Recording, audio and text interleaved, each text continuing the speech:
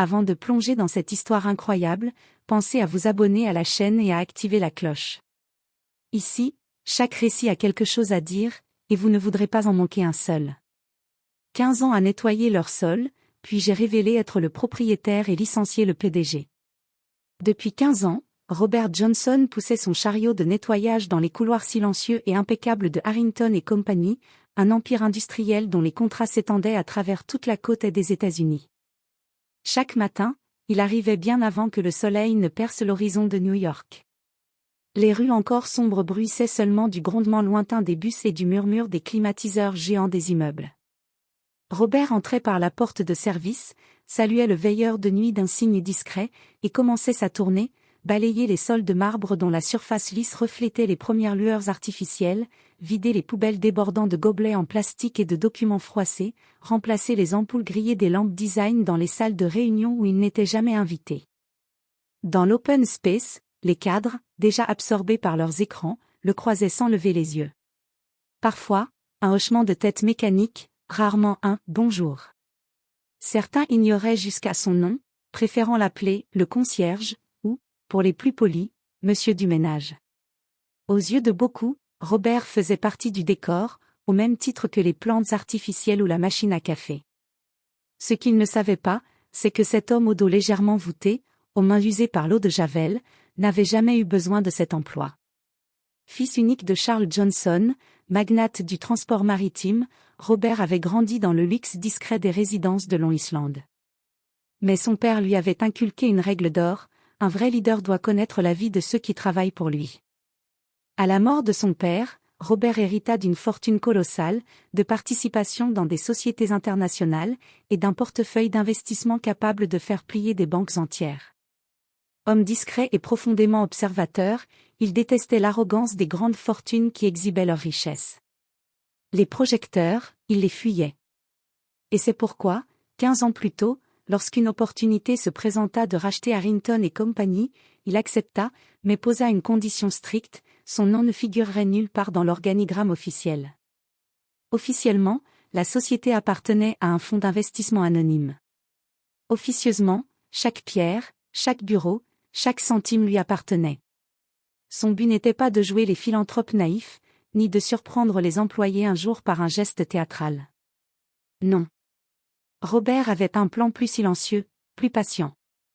Vivre au plus près des rouages invisibles de l'entreprise, observer sans être vu, et surtout, comprendre comment les dirigeants traitaient ceux qui occupaient les postes les moins valorisés. Il savait que les vrais visages se révélaient quand on pensait ne pas être observé. Et pendant 15 longues années, il les observa tous. Sous sa casquette rabattue et son uniforme bleu marine, Robert Johnson se fondait dans le décor. Aux yeux des cadres, il n'était qu'une ombre silencieuse glissant dans les couloirs, une silhouette courbée poussant un chariot de nettoyage chargé de chiffons et de produits d'entretien. Invisible, mais aux aguets. Et dans cette invisibilité, il voyait tout. Il voyait Peter Wallace, le PDG, trôner dans son bureau vitré au dernier étage comme un roi dans sa tour d'ivoire. Robert avait souvent surpris des bribes de ses conversations, la voix froide et sèche, réduisant les employés à de simples colonnes de chiffres. Il le voyait imposer des coupes budgétaires drastiques, renier les avantages sociaux au nom de la compétitivité, tout en s'octroyant des bonus astronomiques et en organisant des séminaires luxueux dans les Caraïbes. Il voyait Linda Carter, directrice des ressources humaines, une femme toujours tirée à 4 épingles, sourire avec complaisance au cadre supérieur, mais détourner les yeux lorsque des plaintes de harcèlement arrivaient sur son bureau. Pour elle, mieux valait protéger les « gros poissons » que risquer de froisser la hiérarchie. Les employés modestes n'étaient pour elle qu'une masse interchangeable. Mais ce qui marquait le plus Robert, ce n'était pas seulement les grandes injustices stratégiques, c'étaient les petites humiliations quotidiennes. Ce cadre qui, un matin, renversa son gobelet de café sur le sol immaculé, puis continua à parler au téléphone sans même jeter un regard à Robert, le laissant s'agenouiller pour essuyer la flaque brûlante. Ou encore ce directeur arrogant qui, un jour de pluie battante, le fit attendre dehors, trempé jusqu'aux os, pendant qu'il terminait un appel personnel, tout en fumant lentement un cigare sous l'auvent. Robert ne disait rien. Il encaissait, toujours avec un visage neutre. Mais à l'intérieur, il enregistrait tout. Pas sur un carnet que l'on pourrait lui arracher ou consulter par hasard, mais dans des dossiers confidentiels qu'il mettait à jour chez lui, dans un bureau secret de son appartement de Manhattan. Chaque document était daté, classé, parfois accompagné d'enregistrements audio pris discrètement ou de copies de mails obtenues par des moyens subtils. Avec le temps, il accumula une montagne de preuves, témoignages d'anciens employés, relevés financiers révélant des détournements, notes internes prouvant la complicité silencieuse de la direction. Il ne savait pas encore à quel moment il les utiliserait, mais il savait une chose, le jour viendrait où ces dossiers feraient tomber des têtes. Pendant toutes ces années, Robert avait attendu. Attendu que les pièces du puzzle se mettent en place. Attendu que les masques tombent d'eux-mêmes. Attendu le moment où la vérité pourrait éclater sans contestation possible. Il avait appris la patience comme on apprend l'art d'un métier, en observant, en se taisant, en accumulant. Il savait que dans ce genre de jeu, frapper trop tôt revenait à échouer. Mais frapper au bon moment, c'était garantir que le coup porterait et laisserait une marque indélébile. Ce moment arriva un lundi matin. L'open space était plongé dans cette atmosphère grisâtre propre au début de semaine, ordinateur qui s'allume, bruit de clavier, odeur de café trop fort. Robert passait discrètement entre les bureaux, son chariot roulant doucement sur la moquette, quand il entendit une voix sèche fuser depuis le bureau d'un cadre supérieur. « Et, le concierge ? Vous comptez laisser cette poubelle pleine combien de temps ?» Le ton était moqueur, presque théâtral, suffisamment fort pour que plusieurs collègues lèvent la tête. Robert se retourna, mais avant qu'il ne puisse répondre, Daniel Miller, un jeune employé fraîchement embauché, intervint. « Excusez-moi, monsieur, mais il est en train de nettoyer un autre bureau. Il ne peut pas être partout à la fois. » Le cadre le dévisagea, surpris qu'un « petit nouveau » ose le contredire. Son visage se crispa. « Daniel, c'est ça ? Occupez-vous de vos affaires. » L'échange dura quelques secondes, mais pour Robert, il signifiait beaucoup. Cela faisait longtemps qu'il n'avait pas vu quelqu'un prendre sa défense. Ce geste simple, presque banal, venait de marquer un point invisible dans son esprit. Mais la suite fut brutale. Le lendemain matin, Robert vit Daniel ranger ses affaires dans un carton. Son bureau, encore décoré de quelques photos de famille et d'une tasse, beste broder et vert, semblait figé dans un départ précipité. « Daniel. Que se passe-t-il » demanda Robert, feignant l'ignorance. Le jeune homme haussa les épaules, un sourire amer aux lèvres. « Apparemment, je ne corresponds pas à la culture de l'entreprise. » Robert comprit immédiatement. Peter Wallace n'avait pas supporté qu'un employé ose défendre un simple concierge, encore moins devant témoin.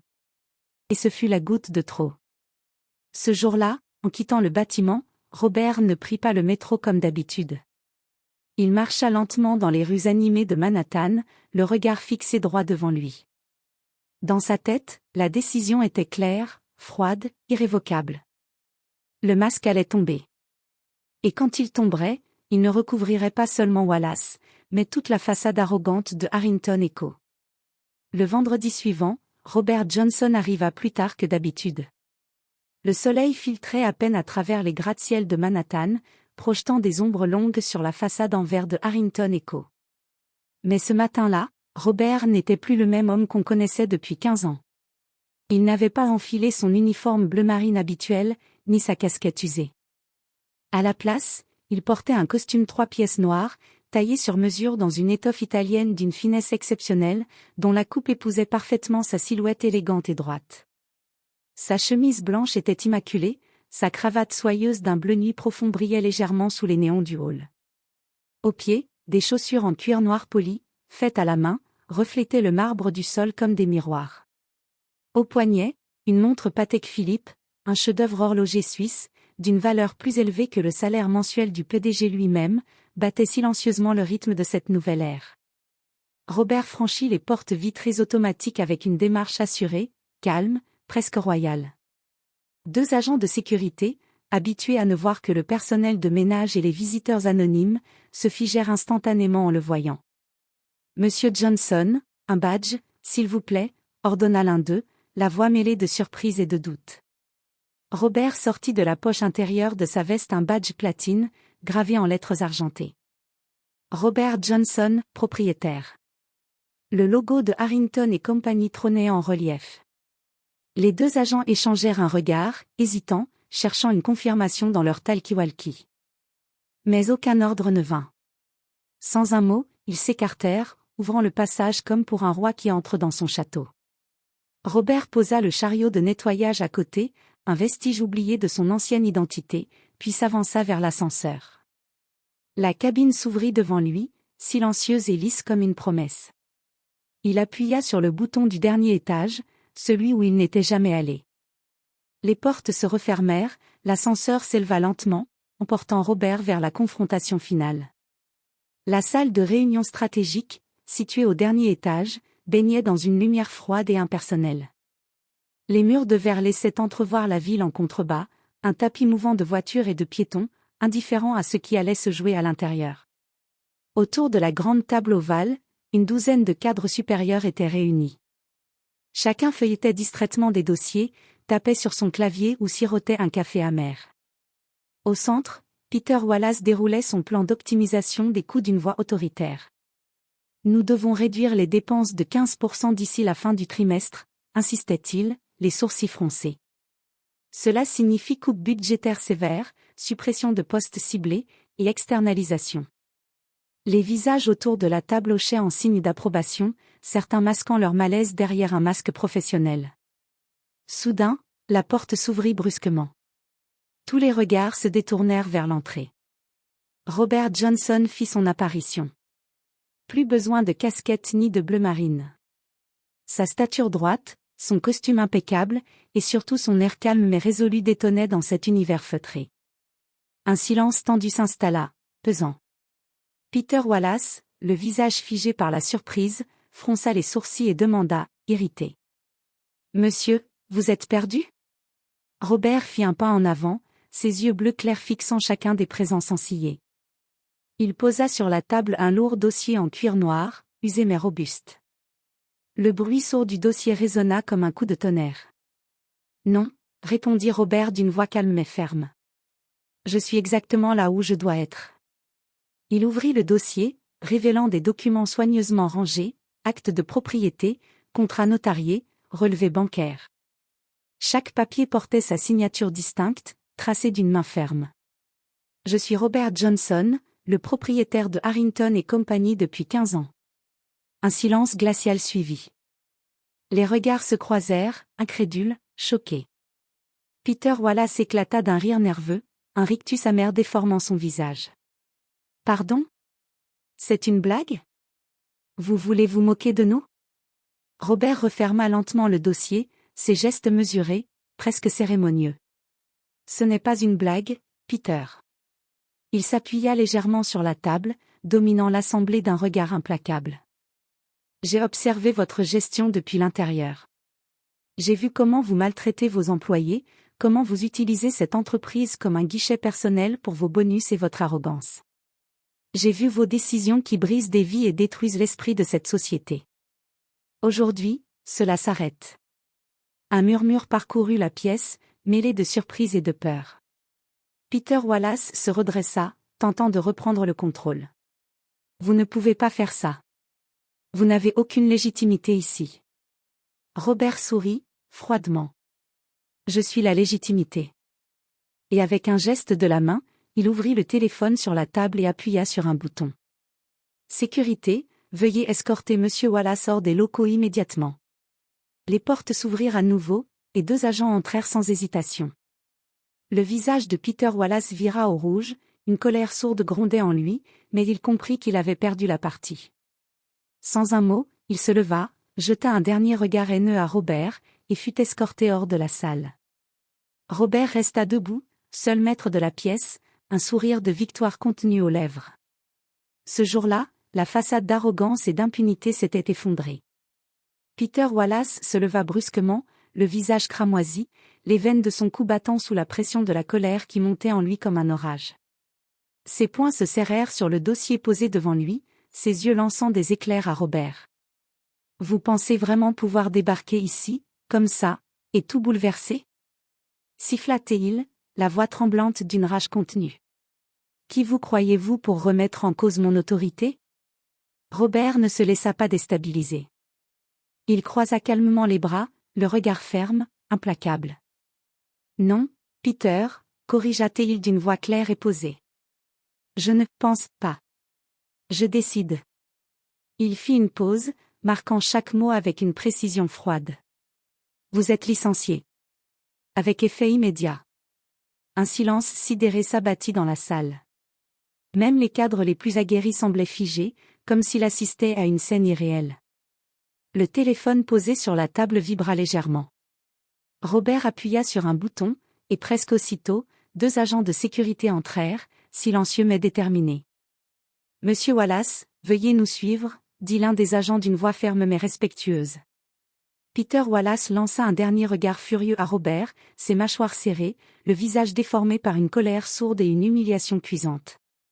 Sans un mot, il se laissa escorter hors de la salle, son paletot résonnant sur le sol marbré. Quand les portes se refermèrent derrière lui, Robert inspira profondément, sentant le poids de ce moment historique sur ses épaules. Il se redressa, dominant la pièce du regard.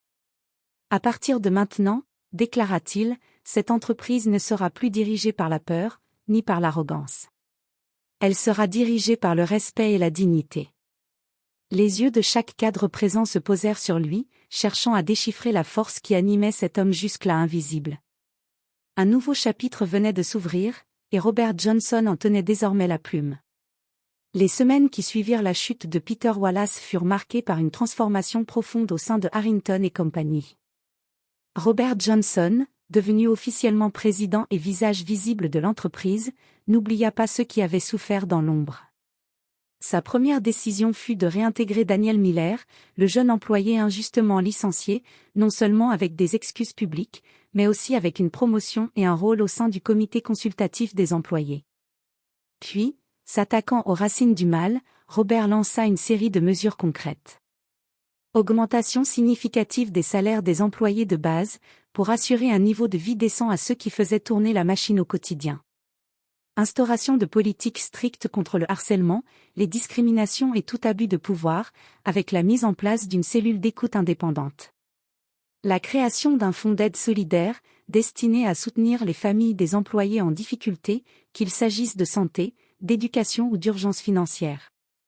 Peu à peu, les couloirs de l'entreprise, autrefois froids, silencieux et oppressants, s'animèrent d'une atmosphère nouvelle. Les rires et conversations détendues remplacèrent le murmure anxieux des pas précipités. On croisait Robert non plus comme un patron lointain, tapi dans une tour d'ivoire, mais comme un leader présent, accessible, qui prenait le temps d'écouter un employé, de partager un café, de s'informer des besoins réels du terrain. Dans chaque bureau, dans chaque salle de pause, une rumeur circulait avec un mélange d'étonnement et d'admiration. Vous saviez que le concierge, c'était en fait le propriétaire? Cette histoire, presque incroyable, devint un symbole de justice et d'espoir. Elle rappelait à tous que la dignité humaine devait primer, et que parfois, les vérités les plus puissantes se cachent là où on ne les attend pas.